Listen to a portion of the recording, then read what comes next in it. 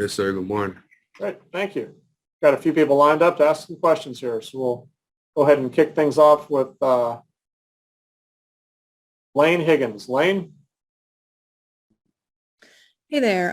I know that you weren't necessarily around on that 2018 team that lost to Alabama in the championship, but I'm curious, does it seem like they sort of have your number and that every time Georgia goes up against them, and no matter if you guys are leading into half, that there's still just this team that you can't quite overcome? Like, does it seem like that's kind of, everyone else, not everyone else, but a few other teams that have won championships like LSU and Clemson have been able to get one over on Alabama. Does it feel like, Georgia has just not been able to measure up to that? Well, this team haven't played Alabama in a national championship before, other than like the 2018 team. But just being able to get this opportunity to go play a national championship at the biggest stage for all our careers, when we're playing one of the biggest games of our lives, it's awesome. Just being able to go against a fantastic team like Alabama at a big stage like this. Can't take this opportunity for granted. So just got to go out there and play our best game. All right, next we'll hear from Chip Towers. Chip?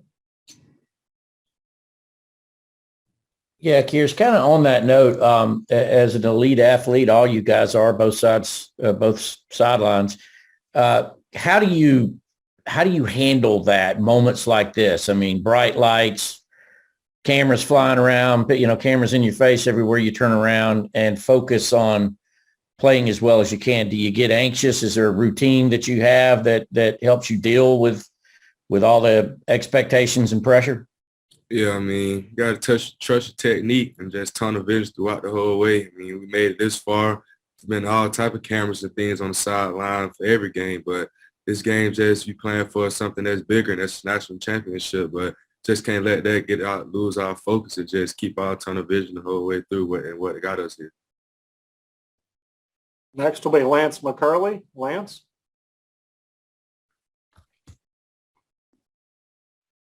I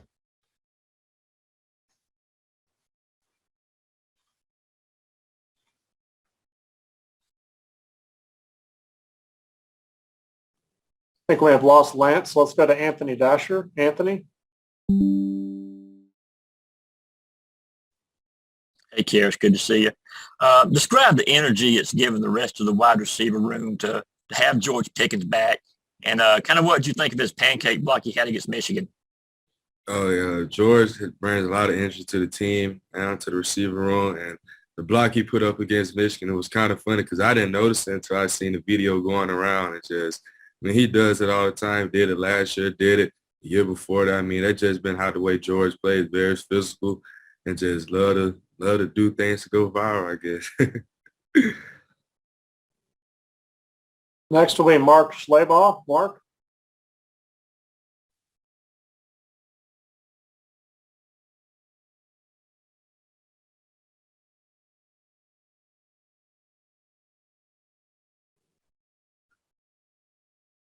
Mark, you there? Kearis, can you hear me? I hear you. That's all right. Being a guy from Georgia, what would it mean to be part of the team that ended the 41-year drought for you personally? It means a lot to me, especially growing up in South Georgia, Fort Valley, Georgia. It's a lot of Bulldog fans down that way. And just ever since I've been going to school here, when I committed here, the whole community just been showing love, even in Athens as well, just being able to know that all they want, before everyone, all they say is all they want is Georgia championship. So with me knowing that and what my team is knowing it as well, like not only we fight for each other, but we fight for the ones in our community as well, because they're Georgia fans just like how we are, and just in order for them to get a championship, we got to go out there and do our job so we get one as well. So it's going to be major for us to go win one. Okay, let's try Lance McCurley again. Lance?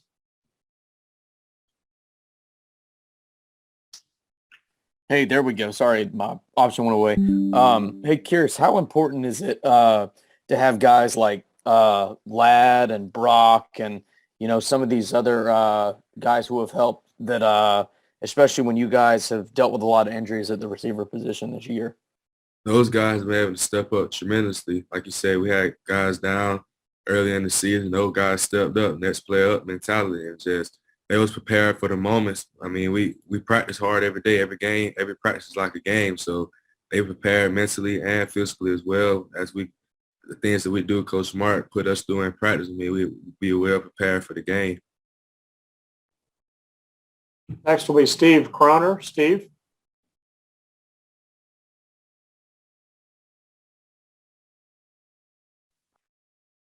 Kearis, was wondering, at what point in the season did you realize, maybe even before the season, that Brock Bowers would have as big an impact on your offense as he has? And is there one specific play, either in practice or in the game, that really stands out to you about his play this season? I knew Brock Bowers was going to be a playmaker back in the fall camp. I mean, he was out there making plays. I mean, he reminded me of Travis Kelce, how the way he was just making plays, you know, like just having a tight end like him has been a huge tradition to the team. And just that play versus Bama in the SEC championship game, he had caught the ball, broke like 3-4 tackles and ended up scoring. I was like, yeah, he a dog. But he's been certified in my book, and just the way he plays is he's a dog. That's all you can really say. Fair enough. Thank you. Next will be Dennis Dodd. Dennis.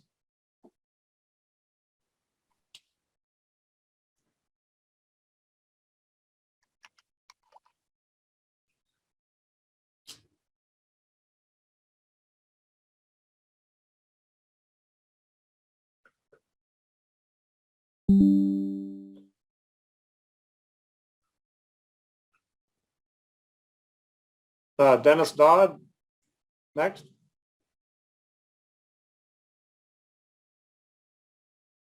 There you go. You need to unmute me. Oh, you left again. Can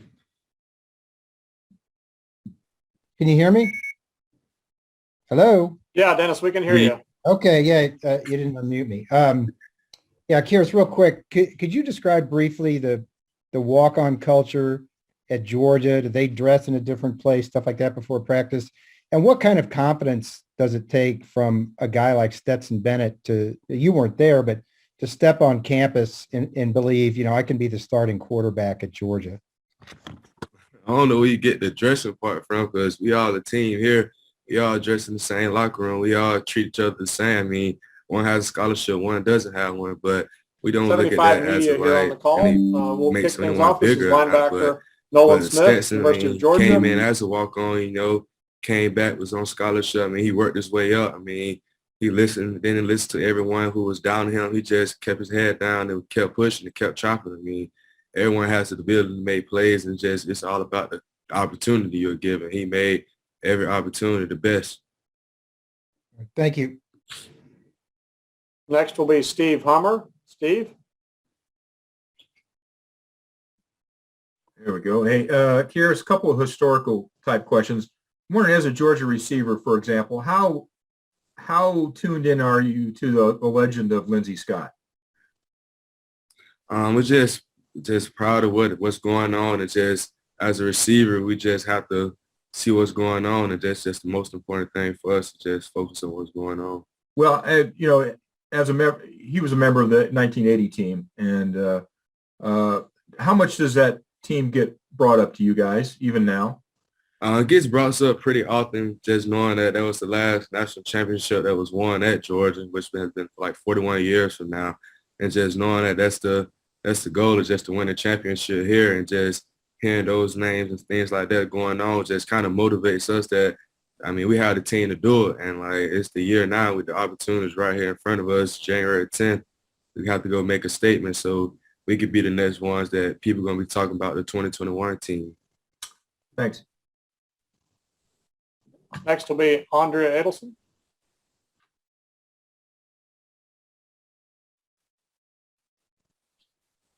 Hello, can you hear me? I can hear you. Hi, Kearis. Thank you for doing this. I think you were an early enrollee in 2018. So I'm not sure if you were there while the team was practicing for the national championship game.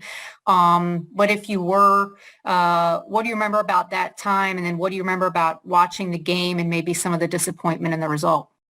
Yeah, I was here when I was practicing for the national championship, and just being a part of the team just for that short amount of period, like for a whole week. I mean, I feel like I was a part of the team, felt like I was getting ready to go play, but that wasn't the story. But just knowing the work that those guys put in that week, I was a scout team member, so I just felt like I was just trying to get my best look, just try to push myself that I'm going against one of the top defenses in the country, and just knowing that they was getting ready to go play a national championship game made me feel a part of the team as well. But I mean, just going back home after I was practicing, just being able to watch the game on TV kind of fueled myself that, man, like, in the next few months, I'm about to be in those same colors with those same guys that can be playing for something that's bigger than I ever expected, like, which is a national championship. And today has finally presented itself that I'll be playing my first national championship. So it's been like a dream come true and a journey as well.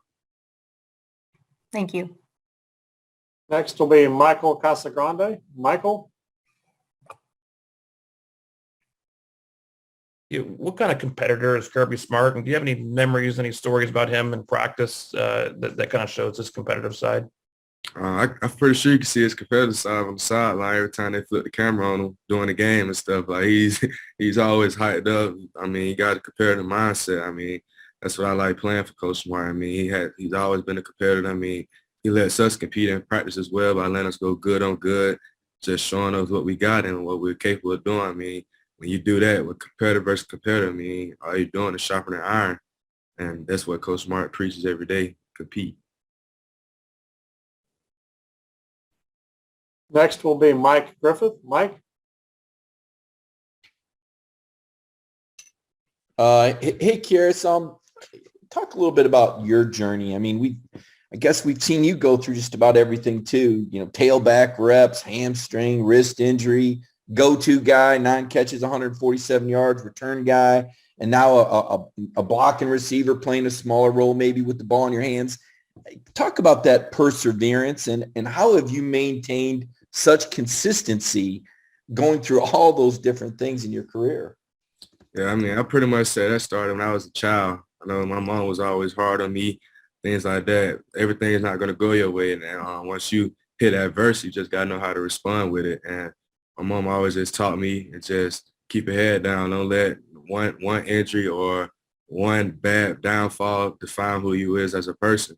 And like knowing my role is a little bit smaller this year, I still take it as like I'm a major key part of this team because I am. And just knowing what I'm doing for this team, I'm playing my role, just being there for my teammates.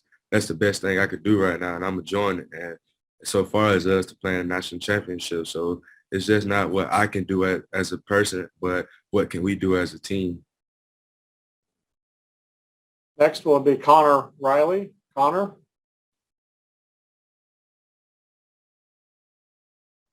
Yeah, hey, Kearis. Earlier on, you mentioned, practice being tougher than games. When did you sort of first realize that was the case at Georgia, and how do you make that adjustment to where you're practicing harder than you are playing in games? Shoot, my first spring here, honestly. I mean, we had like 18-some peers. I was like, I'm not used to this, but at the same time, I'm not going to say I wasn't used to it. I was used to the volume of running we was doing. I mean, growing up at Peach County, going to Peach County High School, I mean, all our practice was physical. We could be playing on a Friday and be still tackling on Thursday. So I'm pretty much built for like the physical part, but just all the volume of like all the running and things like that, I had to, get in shape, get adjusted to like the way that Georgia practicing. I mean, I just wasn't too far behind when I got here and things like that as far as terms of being physical, but I did have to like learn how to push myself a little bit harder, be able to sustain reps, sustain practice time, because everything gets a little bit longer and once you get in college and things like that. So it's just been like pretty much an adjusting way that I was prepared before I got to college as well. Next will be Jake Rowe. Jake? Kearis, can you take me back to the SEC championship game and your emotions once that game was over? How did you feel? I was hurt, I was hurt. I mean, see, the SEC championship game is always around my birthday, and like for the past 3-4 years since I've been at Georgia, like that's all I wanted for my birthday was SEC championship win. And like obviously I haven't won anything yet, but it's always just a tough moment. I mean, of course I want to win it for myself, but I want to win it for my teammates as well. So just being able to lose those championship games really was hurtful. But now I'm just grateful and blessed that you see the thing behind me, 2020 National Championship. I'm able to play in something that's bigger than the SEC Championship. All right. Thank you very much for your time today. We really appreciate it. Look forward to seeing you in Indianapolis.